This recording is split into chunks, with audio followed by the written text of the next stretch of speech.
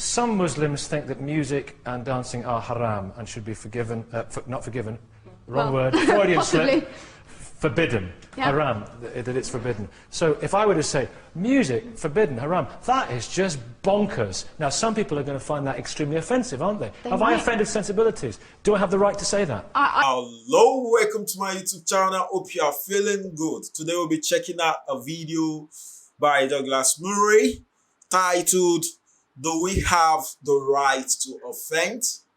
Wow, I believe this is going to be an interesting one.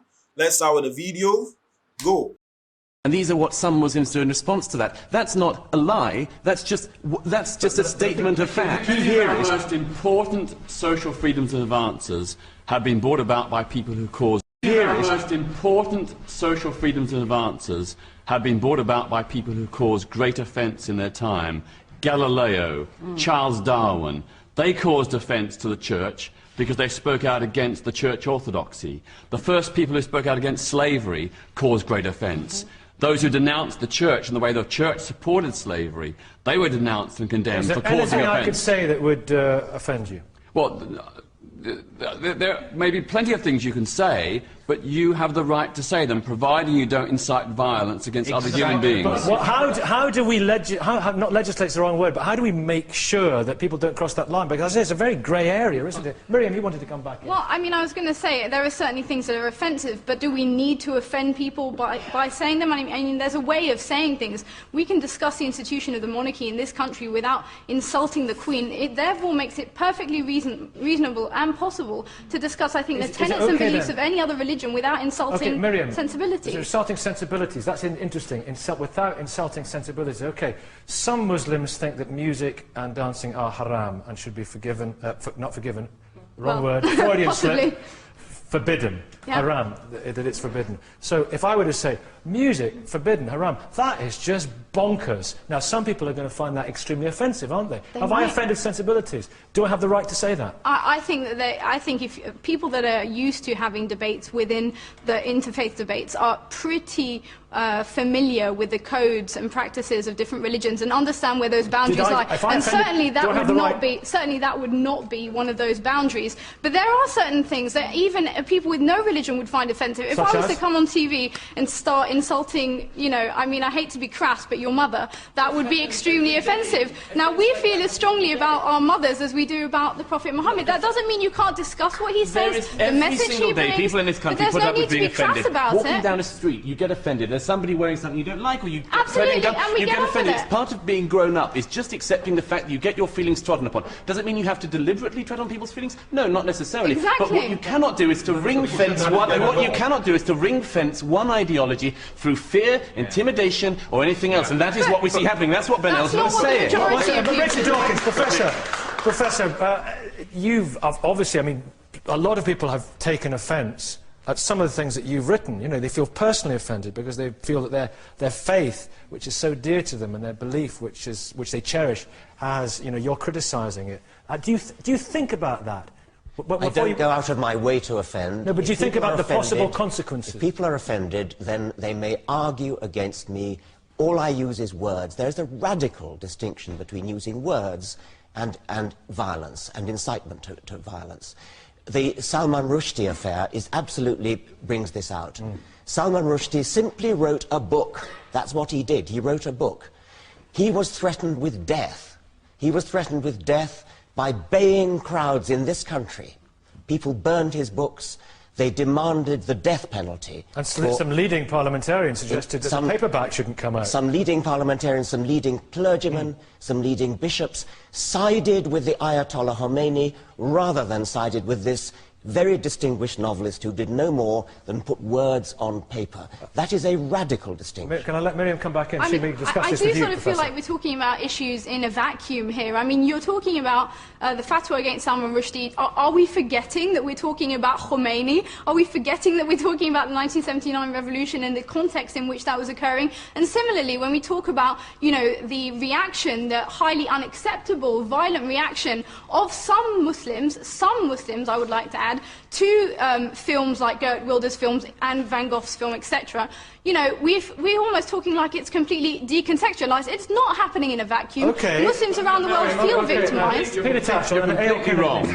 One of the people who supported the fatwa against Salman Rushdie was now Sir Iqbal Sakrani, a leader of the Muslim Council of Britain. He got a knighthood after saying that death was too good for Salman Rushdie. And he's a leader. He was a leader of the Muslim Council of Britain. A.L. Kennedy, do you think that anything goes? Yeah, I think we need freedom of speech. What alarms me more than anything is that freedom of speech is being constantly redefined as the right to offend, and it's only the negative aspects that were being shown. And that leads to absurdities like the photographs from the torture at Abu Ghraib are redefined in terms of these photographs are offensive and are causing unrest. And you don't get the dialogue which is about it's offensive to torture people, that causes unrest, and photographs of torture.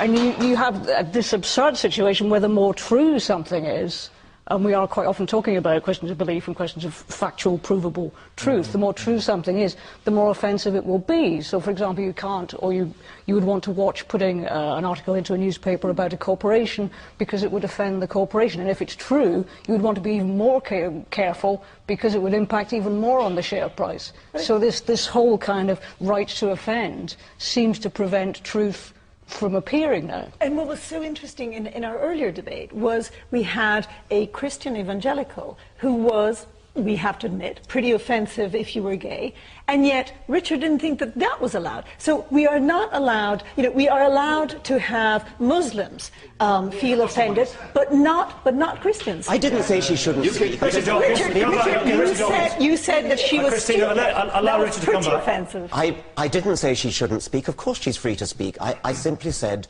that her personal opinion is of no interest on a factual matter where there is evidence. Richard, what do you think that means? You can always have a difference of opinion, and when there is a difference of opinion, you're pro-homosexuality, she's anti-homosexuality, so be it, you put those opinions out in the arena. Where it gets downright offensive, when you're going to offend millions of people who died in the Holocaust by saying it never happened, that's fundamentally wrong. But Sir Rabbi, should David Irving not have been, should David Irving not be allowed to talk? Bishop Tom, let's go on to this. As a final thought, Bishop Tom, cartoons, for example, can I just take you to a specific point? There have been cartoons of, you know, God, a white man on a cloud, in our culture and civilization for eons. You know, it's not something we get concerned about. Why should we make special rules for other people? But there are different cultures. I mean, what was it, 10 years, 15 years ago, Spitting Image portrayed Jesus Christ as a hippie.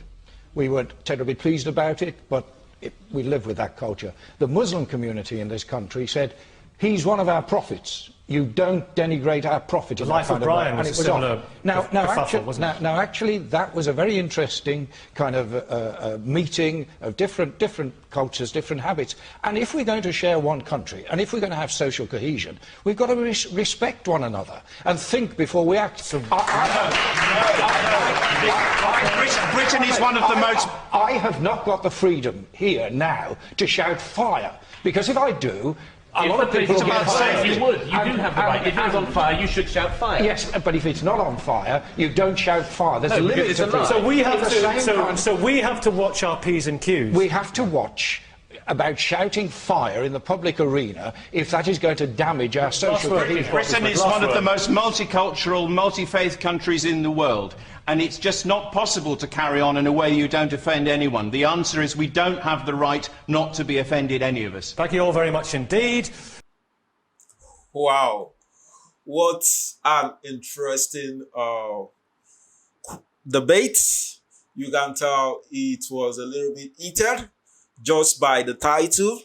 Do we have the right to offend? Wow. You can tell in a society where there is multiculturalism, I believe everyone's culture might differ from another person's culture. So sometimes you might tend to offend another person because your culture is against what the person is doing. But I believe every society, every country, even British as a nation, has its own identity. which we all believe that British identity is embodied in British culture, is embodied in British tradition, is embodied in British value system. And we all know it is a fact that in UK, everyone has the right to practice their religion, to practice their culture, to express their freedom of speech. But just by the title of this video, do we have the right to offend? Well, you wouldn't say because you have freedom of speech, that means you have to insult someone else, or you have to insult someone's religion, or you have to insult someone's mother, just like one of the speakers say.